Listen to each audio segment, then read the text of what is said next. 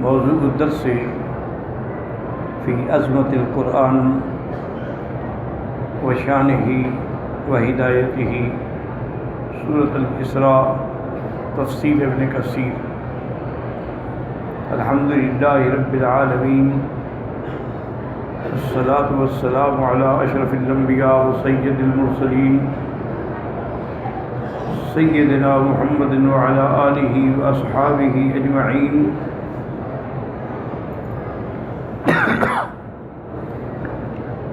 اللهم صل على سيدنا محمد وعلى آل سيدنا محمد كما صليت على إبراهيم وعلى آل إبراهيم في العالمين إنك حميد مجيد. أعوذ بالله من الشيطان الرجيم. بسم الله الرحمن الرحيم. إن هذا القرآن يهدي للتي هي أقوم ويبشر المؤمنين الذين يعملون الصالحات أن لهم أجرا كبيرا وأن الذين لا يؤمنون بالآخرة أعتدنا لهم عذابا أليما. قال المؤلف والمفسر رحمه الله تعالى: أدام النفع بعلومه وعلومكم في الدارين آمين، إلى أن قال: يمدح تعالى كتابه العزيز الذي أنزله على رسوله محمد صلی اللہ علیہ وسلم. اللہ تبارک و تعالیٰ اپنی اس کتاب کی خود شان بیان فرماتے ہیں جو کتاب حضور پاک پہ اتاری گئی، نازل کی گئی. وہو القرآن، وہ قرآن ہے. بأنه يهدي لأقوم الطرق وأوضح السبل، کہ قرآن جو ہے وہ سیدھے راستے کی طرف اور واضح رستوں کی طرف ہدایت کرنے والا ہے. وبشر المؤمنین به الذین یعملون الصالحات علی مقتضاہ، اور مومنین کے لیے اللہ تبارک و تعالی نے خوشخبری دی جو اعمال صالحہ کرتے ہیں قرآن پاک کے حکم کے مطابق. ان لهم اجرا کبیرا یوم القیامہ، ان کے لیے بہت بڑا اجر ہوگا قیامت والے دن.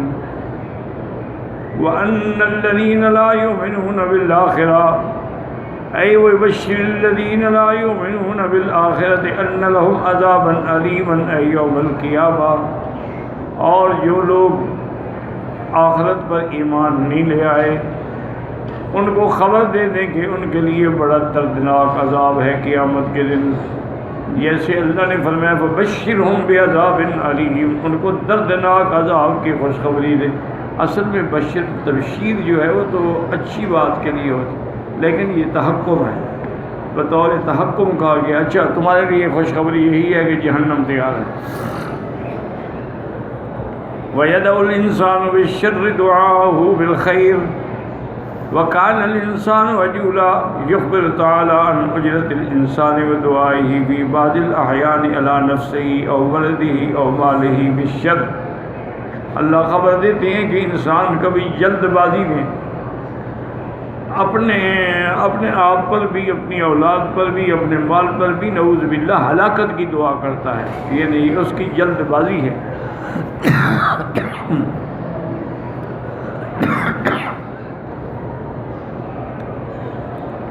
اے بالموت والہلاک والدمار واللعنت ونحو ذلک، وہ اپنی اولاد پہ دعا کر رہا ہے موت کی، ہلاکت کی، بربادی کی، اور لعنتیں بھیج رہا ہے. جیسے آج کل ہمارے دیہاتوں میں بھی عام رواج ہے نا، اپنی اولاد کو 1-1 لاکھ لعنت، تجھ پہ لاکھ لعنت ہو، خدا تجھے برباد کرے، تمہیں موت ہی نہیں آتی، تم مرتے ہی کیوں.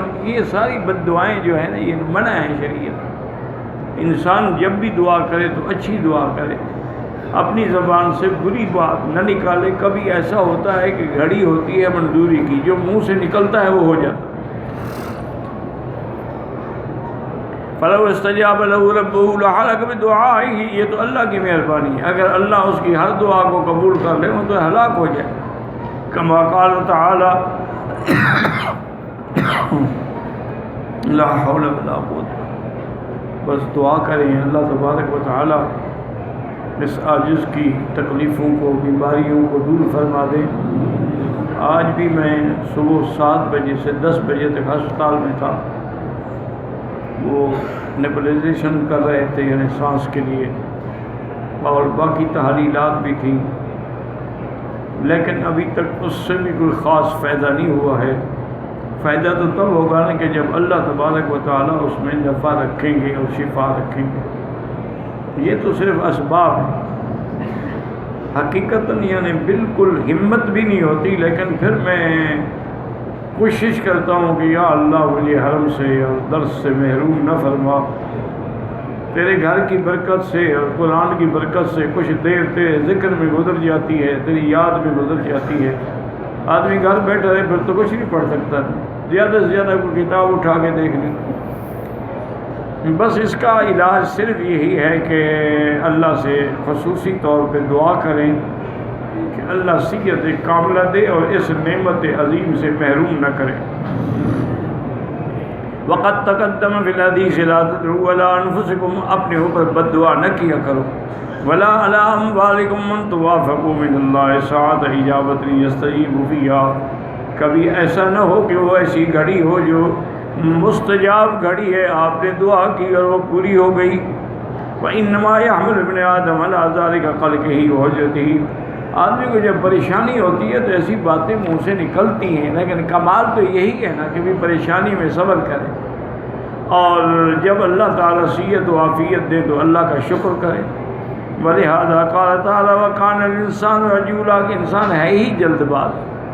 وقد ذکر سلمان الفارسی میں ابن عباس ہا ہونا قصۃ آدم، حضرت سلمان الفارسی اور حضرت ابن عباس نے حضرت آدم کا قصہ بیان فرمایا کہ جب ان کو روح ڈالی گئی، حین ہم بالنشوز قائما، اب قبل ان تصل الروح الی رجلیہ، ابھی آپ کی ٹانگوں میں روح نہیں گئی تھی لیکن اٹھنے لگ گئے۔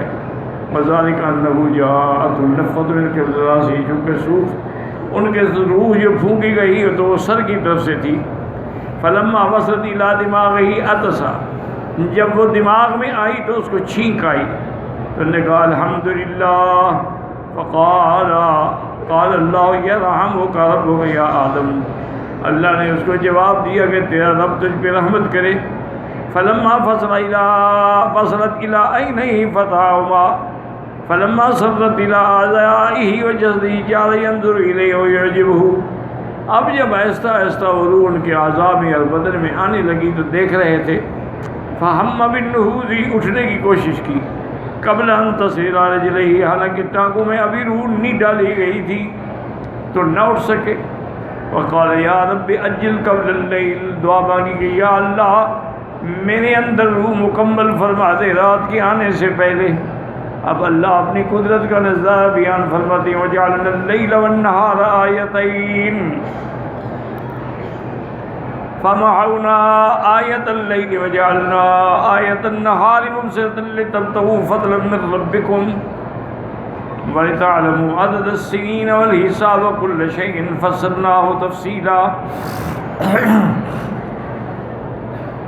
یمتن تعالی علی خلقہ بآیاتہ العظام، اب اللہ اپنے بندوں پہ جو بڑی بڑی نشانیاں ہیں، اللہ کے انعام ہیں، ان کا ذکر فرماتے ہیں۔ فمنها مخالفته بین اللیل والنہار لیسکنوا فی اللیل وینتشروا فی النہار للمعایش والصنائع، کہ اللہ نے رات بنائی تاکہ اس میں تم آرام کر سکو، اور اللہ نے دن بنایا تاکہ اس کے اندر تم رزق کے لیے بھاگ دوڑ کر کے اپنا رزق حاصل کرو۔ والاعمال والاسفار، اور جو کام ہیں، وَلِيَعْلَمُوا عَدَدَ الْأَيَّامِ وَالْجُمَعِ وَالشُّهُورِ وَالْأَعْوَامِ، تاکہ دن رات کے اس حساب سے تمہیں پتہ لگے، مہینوں کا بھی، دنوں کا بھی، شہر کا بھی، سالوں کا بھی۔ وَيَعْرِفُوا مَضِيَ الْأَجْلِ الْمَضْرُوبَةِ لِلدِّيُونِ وَالْعِبَادَاتِ وَالْمُعَامَلَاتِ وَالْإِجَارَاتِ وَغَيْرِ ذَلِكَ، اور اسی رات دن کے چلنے سے تم لوگوں نے جو قرضہ لیا ہے یا معاہدے کیے ہیں یا عبادات ہیں جیسے رمضان ہے، حج ہے، تو وہ بھی اسی سے سمجھ آئے گا۔ ولہذا قال تعالی تبتغوا فضلا من ربکم ومعاشکم واسفارکم ونحو ذلک ولتعلموا عدد السنین والحساب فإنه لو كان الزمان كله نسكا واحدا موصوبا تصافيا لما عرف شيء من ذلك، اگر صرف دن ہوتا یا صرف رات ہوتی تو پھر تو کوئی حساب بھی معلوم نہ ہو سکتا. یہ اللہ کا کرم ہے.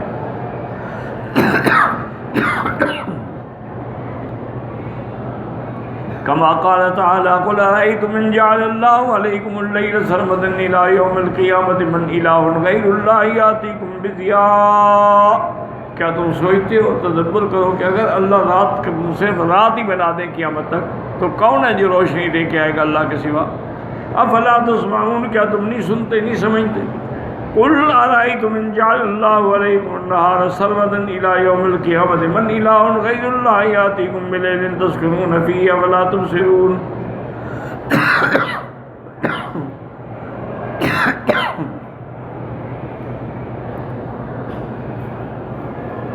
اور اگر اللہ تبارک و تعالیٰ صرف دن ہی دن بنا دیں پھر رات ہی نہیں ہوگی تو کیسے تمہیں سکون ملے گا یا آرام ملے گا؟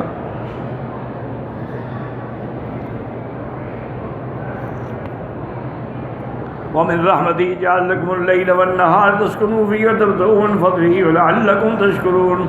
یہ اللہ کی رحمت ہے کہ اس نے تمہارے لیے رات بھی بنائی، دن بھی بنایا تاکہ سکون بھی حاصل کرو اور رزق بھی حاصل کرو. جیسے اللہ فرماتے ہیں تبارک الذی جعل فی السماء بروجا وجعل فیہا سراجا وقمرا منیرا. وہ ذات بلند و برتر ہے، شان والی ذات ہے کہ جس نے آسمانوں کے اندر بروج بنائے ہیں اور اس کے اندر اللہ نے سورج رکھا اور چاند رکھا ہے روشن. وَهُوَ الَّذِي جَعَلَ اللَّيْلَ وَالنَّهَارَ خِلْفَةً لِمَنْ أَرَادَ أَن يَذَّكَّرَ أَوْ أَرَادَ شَكُورًا. اور وہ ذات پاک ہے کہ جس نے رات دن کو ایک دوسرے کا خلیفہ بنا دیا ہے، رات دن کے پیچھے دن رات کے پیچھے، تاکہ تم اللہ کی نعمتوں کو سوچو اور اللہ تبارک و تعالیٰ کا شکر کرو. جیسے فرمایا وَلَهُ اخْتِلَافُ اللَّيْلِ وَالنَّهَارِ، اور جیسے فرمایا يُكَبِّرُ اللَّيْلَ عَلَى النَّهَارِ وَيُكَبِّرُ النَّهَارَ عَلَى اللَّيْلِ وَسَخَّرَ الشَّمْسَ وَالْقَمَرَ كُلٌّ يَجْرِي لِأَجَلٍ مُّسَمًّى أَلَا هُوَ الْعَزِيزُ الْغَفَّارُ. جیسے فرمایا فالق الإصباح وجعل الليل سكنا والشمس والقمر حسبانا ذلك تقدير العزيز العليم. اور جیسے فرمایا وآية لهم الليل نسلخ منه النهار وإذا هم مظلمون والشمس تجري لمستقر لها ذلك تقدير العزيز العليم. ثم إنه تعالى جعل الليل آية أي علامة يعرف بها. رات کی بھی علامت ہے کیا؟ یہ ظلام اندھیرا اور اس کے اندر چاند کا ظاہر ہونا، اور دن کی بھی علامت ہے اور النہار علامت وہی النور طلوع الشمس النیرۃ فیہ، روشنی اور اس کے اندر سورج کا نکلنا. فاوت بین نور القمر وضیاء الشمس یعرف هذا من هذا. اور اللہ نے سورج کی روشنی میں اور چاند کے نور میں فرق رکھا ہے، وہ گرم ہے وہ ٹھنڈا ہے. کما قال هو الذی جعل الشمس ضیاء والقمر نورا وقدره منازل لتعلموا عدد السنين والحساب ما خلق الله ذلك الا بالحق لآيات لقوم يتقون.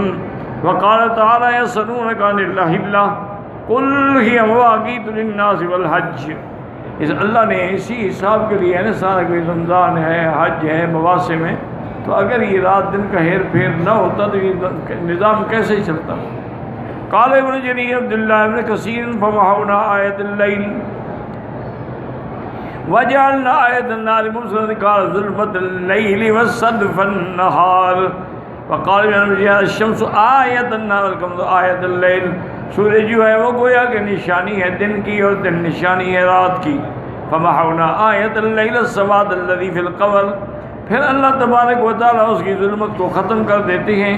وَكَذَلِكَ خَلَقَهُ اللَّهُ تَعَالَى. وَقَالَ ابن جُرَيْجٍ قَالَ ابن عباس كَانَ الْقَمَرَ يُضِيءُ كَمَا تُضِيءُ الشَّمْسُ. اسی طرح چاند بھی روشن ہوتا ہے جیسے سورج. وَالْقَمَرَ آیَةَ اللَّيْلِ. اور چاند رات کی علامت ہے. وَالشَّمْسُ آیَةَ النَّهَارِ. اور سورج دن کی علامت ہے. وَمَحَوْنَا آیَةَ اللَّيْلِ السَّوَادَ الَّذِي فِي الْقَمَرِ. پھر ہم نے اس کو مٹا دیا. وقد روى ابو جعفر الجرير من طرق متعدد جيدة ان ابن الكوّاء سأل امير المؤمنين علي بن ابي طالب فقال يا امير المؤمنين ما هذه اللطخة التي في القمر؟ فقال وهي كما تقرأ القرآن فمحونا آية الليل فهذه محوه. تو ایک آدمی ابن الکوّاء نے حضرت علی رضی اللہ تعالیٰ سے پوچھا یہ چاند کے اندر یہ کیا سیاہی نظر آتی ہے؟ تم نے قرآن نہیں پڑھا؟ اللہ فرماتے ہیں کہ ہم جب چاہتے ہیں تو اس کے اندر اندھیرا پیدا کر دیتے ہیں. وقال كتبنا آية الليل كنا نحدث بها آية الليل سواد القمر الذي فيه وجعلنا آية النهار مبصرة منيرة فخلق الشمس انور من القمر واعظم، سورج جو ہے وہ چاند سے بڑا بھی ہے اور زیادہ روشن بھی ہے۔ وقال ابن نجيح من بعد جعلنا الليل والنهار آيتين قال ليلا نهارا كذلك خلقهم الله عز وجل والله أعلم۔